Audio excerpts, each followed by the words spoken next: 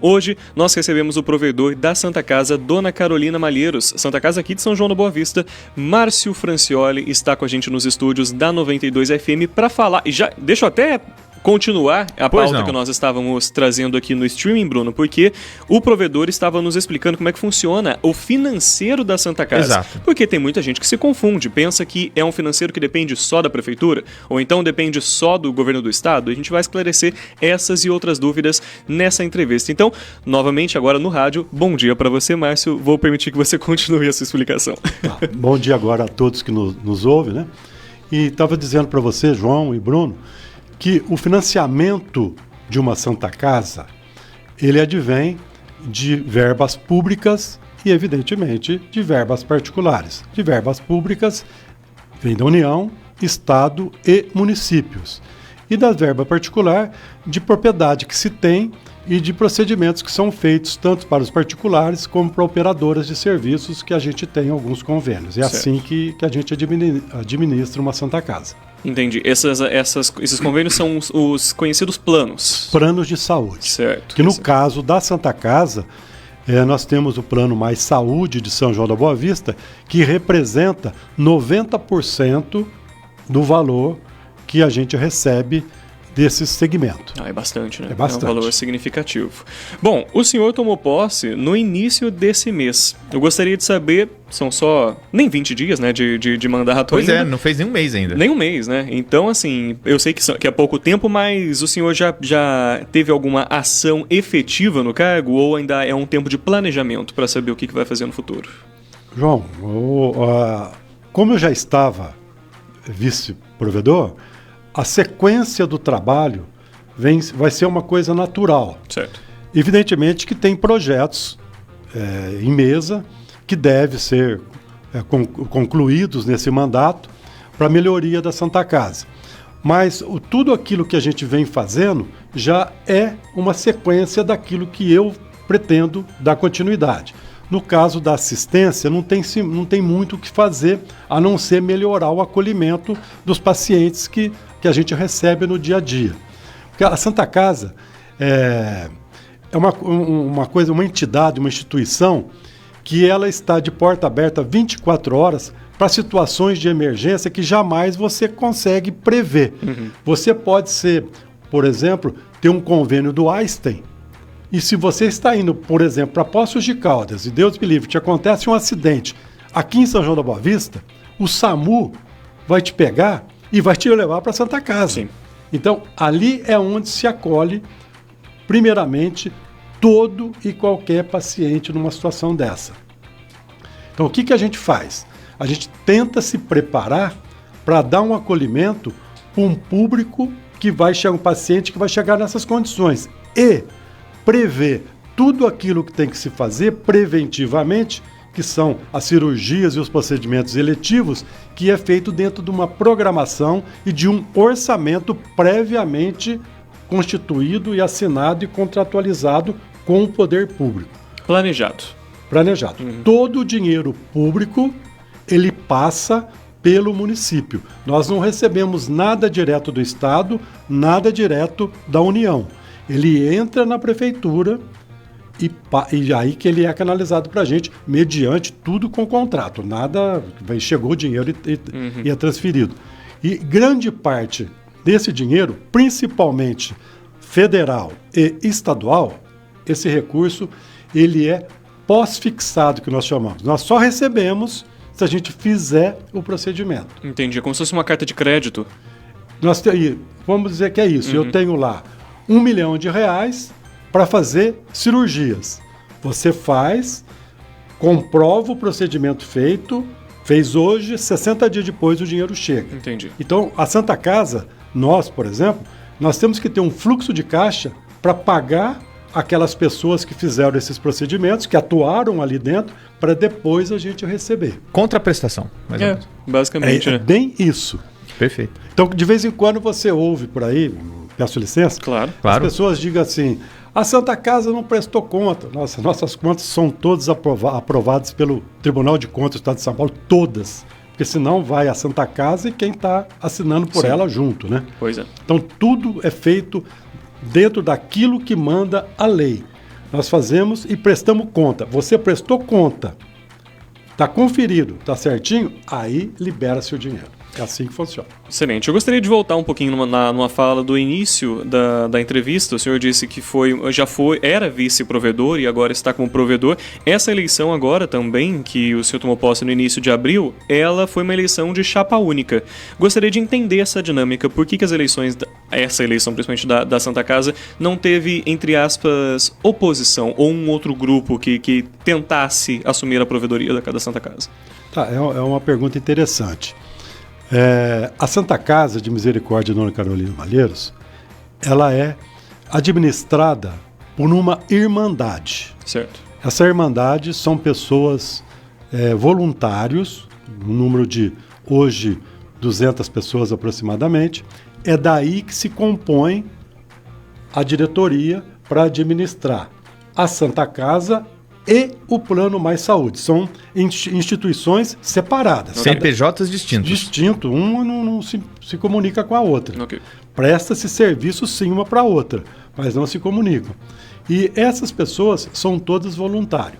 No nosso caso, esse grupo já está, agora, é o 4º mandato do mesmo grupo, que vem vindo, muda algumas pessoas, evidentemente, a gente tem que inserir renovar novos talentos, vamos dizer assim, porque daqui um pouquinho a mesa vai ficando já idosa, né? E tem que vir os novos valores para poder entender como é a Santa Casa e levar isso para frente. Uhum.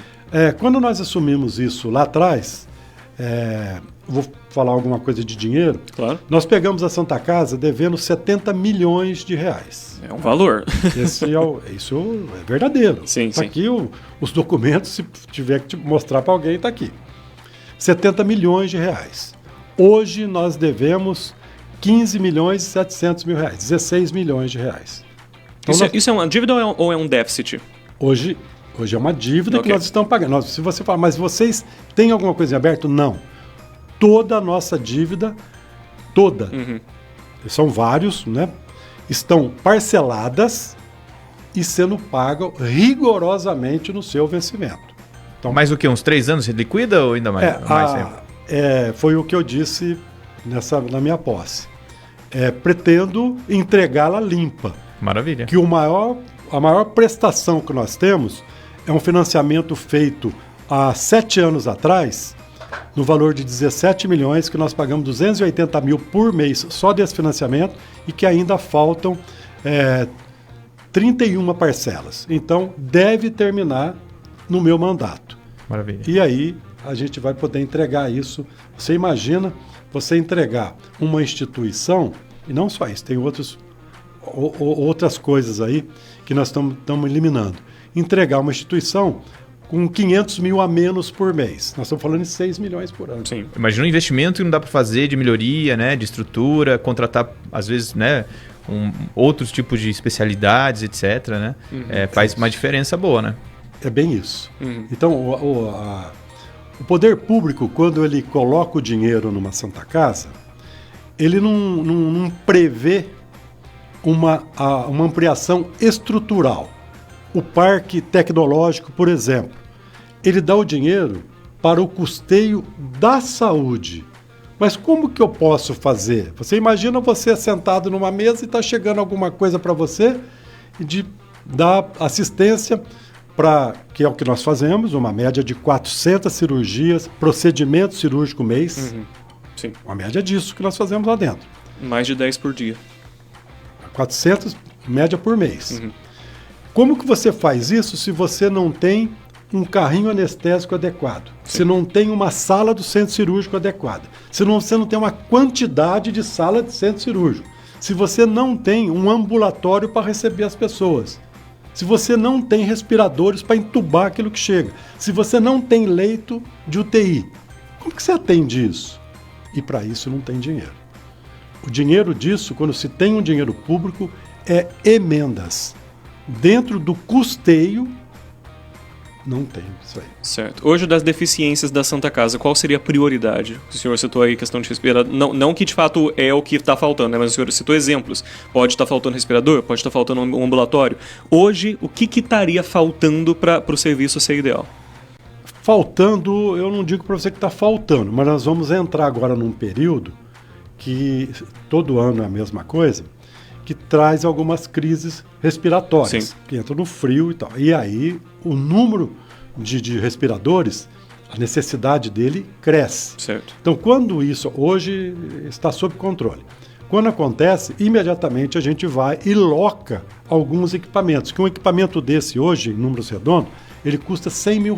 Certo. Então não dá para falar assim, eu vou comprar 5. Não dá. Então, dá para mim alugar 5? Então eu vou locar 5.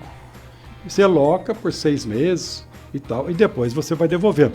Cada emenda que chega para a gente tenta colocar esse tipo de equipamento.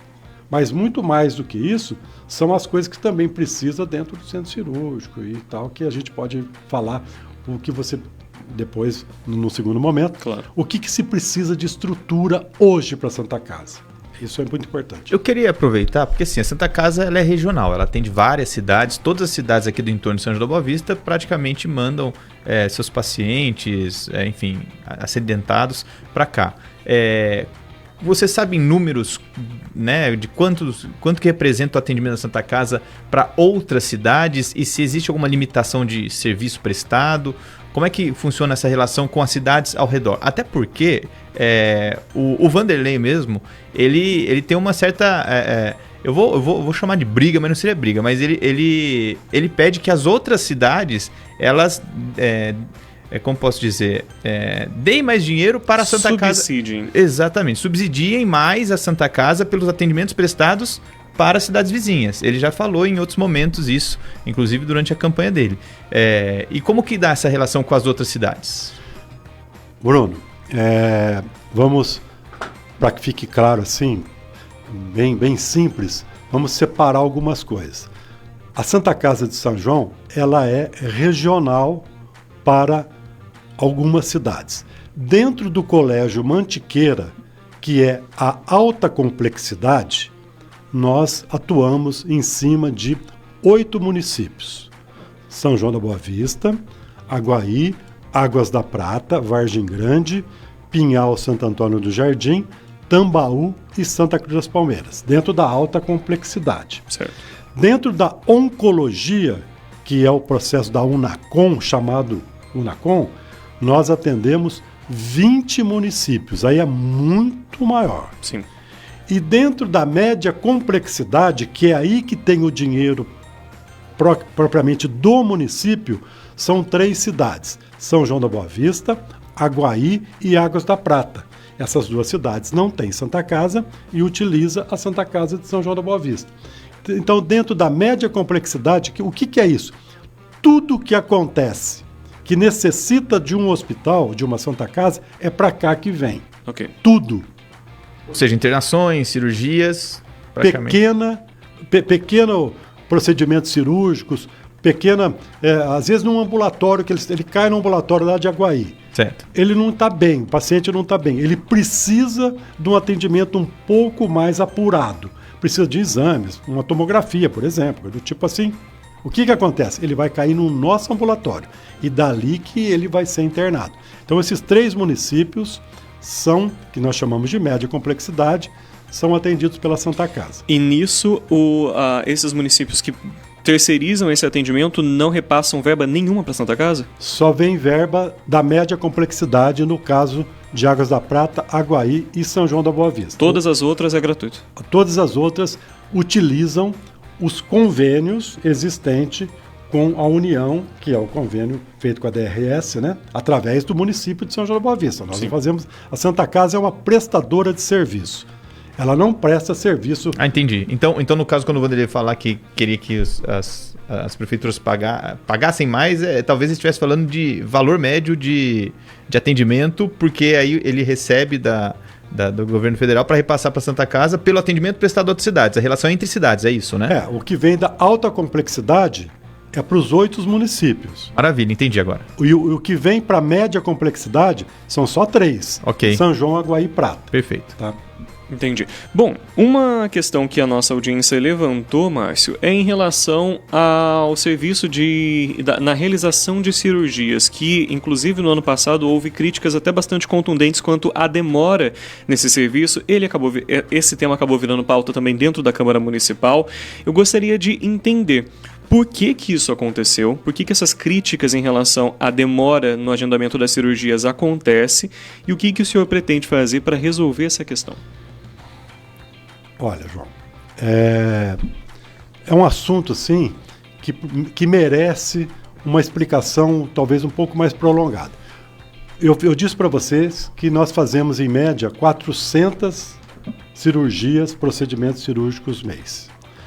Hoje, a Santa Casa de São João da Boa Vista, ela é contratada para fazer essa cirurgia que o ouvinte está dizendo, que chama-se cirurgias eletivas, sim, aquela que as pessoas estão na fila e de algumas especialidades, nós temos que fazer 60 cirurgias dessas por mês. Ok. 45 para São João, isso é número de contrato.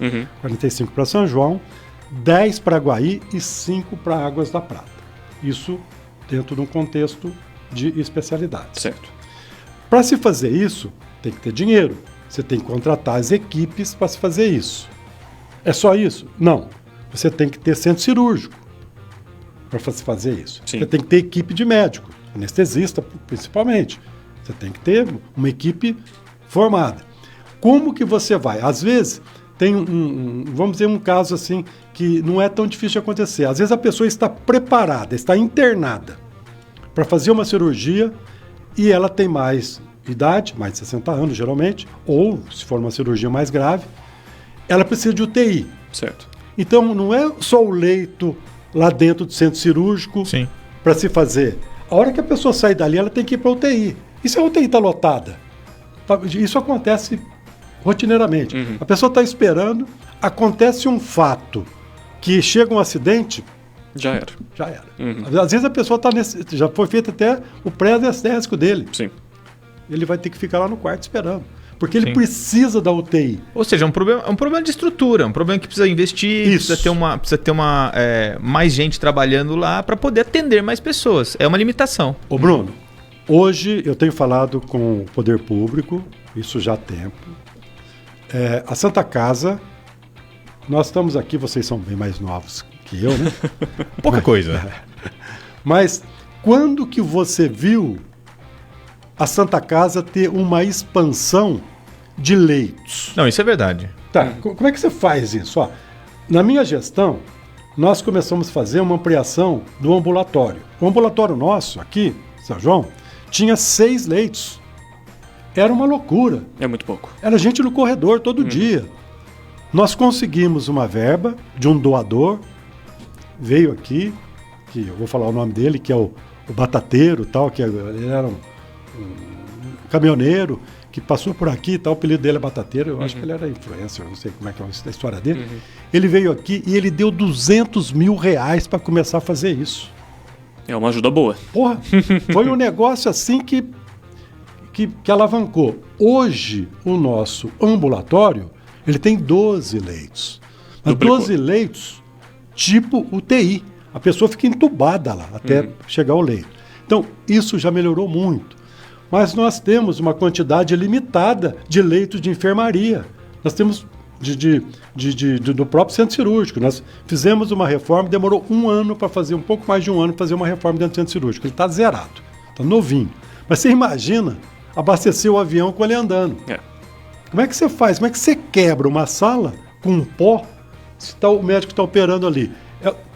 Vocês não imaginam como foi isso. Não consigo imaginar mesmo. Se você coloca por fora os andames, as pessoas que trabalhavam tinham que se amarrar em corda para não cair e trazendo latas de entulho dentro de uma sala o dia inteirinho para poder arrumar. Demorou um ano.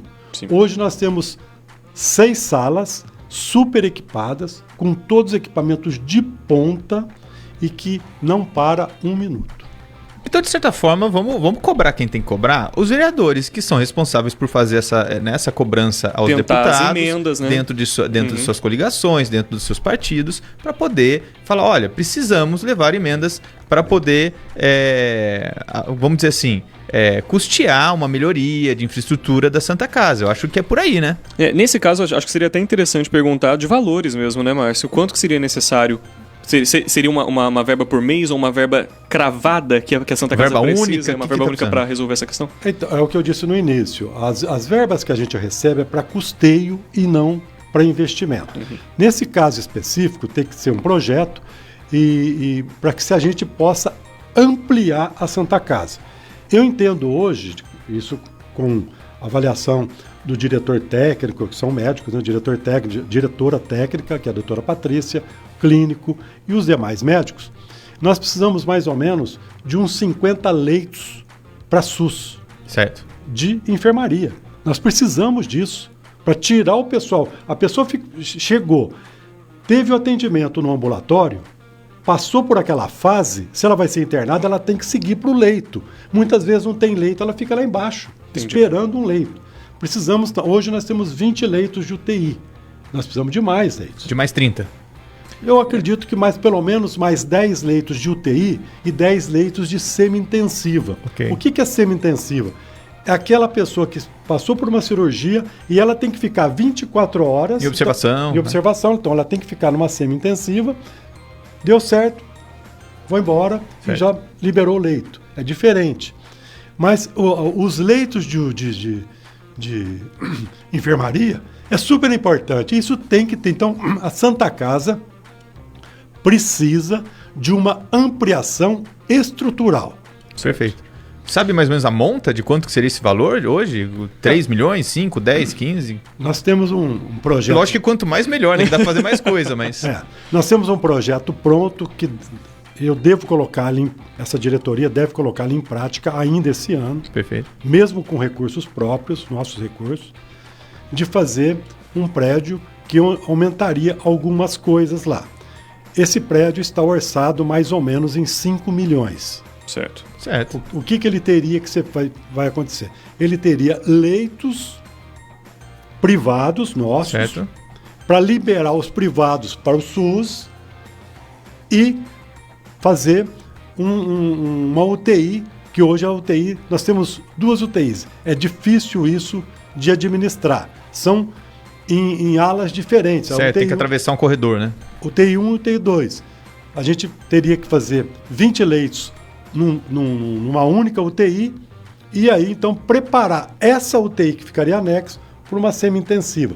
Mas isso tem que, cá entre nós, falando português claro, tem que passar muita água debaixo dessa ponte, porque o que acontece? Esses recursos, se você constrói porque não se tem dinheiro, a não ser que venha uma emenda. Perfeito. Se a gente constrói um prédio desse, para você colocar ele em uso... o custo é muito elevado. É o que aconteceu, por exemplo, com aquilo que foi feito, eu vou relembrar um fato, né? Claro. Da UTI neonatal. Sim. Ela tá, certo. O prédio... Tá pronto, mas não tem ninguém dentro. Só que... Não consegue custear. Para você colocar ela em operação, você precisa de 15 milhões. Nossa, realmente. E depois... Meu Deus. E depois, 1,5 milhão por mês. Para manter. Para manter. Porque... os profissionais que estão lá, você imagina, ele não tem que estar presente, mas você tem que ter lá um cirurgião pediátrico cardíaco. Como é que você tem isso? Isso é Campinas, São Paulo. Ele tem que ter lá, você vai fazer um contrato com ele, a hora que eu precisar, você vai ter que mandar uma equipe. Claro. Como é que você vai ter médicos, pediatras, especialistas em UTI neonatal? Quanto custa isso? E toda uma equipe. Então não é tão simples assim. Exato. Então, mas eu queria já aproveitar que a gente está chegando no momento final da entrevista para trazer uma orientação também para a população, que imagino que vai facilitar muito a vida de vocês na Santa Casa. Quando que o cidadão tem que procurar a Santa Casa, ou a UPA, ou a UBS, porque no fim das contas acaba que todo mundo vai para a UPA, né? Com dor de cabeça a pessoa vai para a UPA e não é bem assim que funciona, né? Não, é assim sim. É que geralmente o diretor de saúde fala, se for atendimento rápido, UBS. Se for uma coisa mais grave, uma coisa mais de pronto-socorro, UPA. Aí no caso da Santa Casa seria o quê? Assim, então, a Santa Casa, ela, naquilo que a gente chama tecnicamente, ela não tem porta aberta. Ela é encaminhada, né? Para o município. Entendi. Porque senão, né, como é que faz? Perde a função, os postos de saúde e a própria UPA. Então, a pessoa passa pela UPA e entre os médicos se conversa a condição do paciente e manda esse paciente para o nosso ambulatório. Chega no ambulatório, ele passa novamente por uma triagem e, se necessário, ele é internado. Então, todo paciente, todo munícipe que necessita de um atendimento, o primeiro ponto de referência dele ou é o postinho, ou se numa emergência, uma UPA. Ah, mas a Santa Casa tem porta aberta para as parturientes. Essa sim, a partir do momento que ela está fazendo o tratamento dela nos postinhos e por qualquer intercorrência que aconteça com ela, ela pode correr na Santa Casa, que lá tem o ginecologista com plantões 24 horas para fazer o atendimento. Esse ponto é porta aberta para todo mundo. Maravilha. Márcio, muito obrigado por estar aqui com a gente. Eu confesso para você que eu não sabia tanta coisa assim da casa, do funcionamento, e é bom trazer esclarecimentos e cobrar as pessoas, né, que devem ser cobradas para a melhoria, né, da Santa Casa, porque a gente está falando da saúde do município e da região como um todo. Obrigado, Márcio, mais uma vez. Eu que agradeço, Bruno. E essa ajuda pode vir da população. Nós temos no IPTU, né? Todo IPTU tem aquela taxinha. Sim. Que a pessoa pode contribuir. Baixíssima, pois é. Que é uma quantidade até pequena, né? E que isso é revertido, pode ter certeza. Esse dinheiro que é pago, ele é separado e ele é revertido exclusivamente para o SUS. Perfeito. Geralmente comprando equipamento necessário dentro de UTI, dentro de centro cirúrgico e dentro de ambulatórios. Muito obrigado, João. Muito obrigado, Bruno. E a gente está à disposição de vocês a qualquer momento para voltar aqui e dar mais alguns esclarecimentos.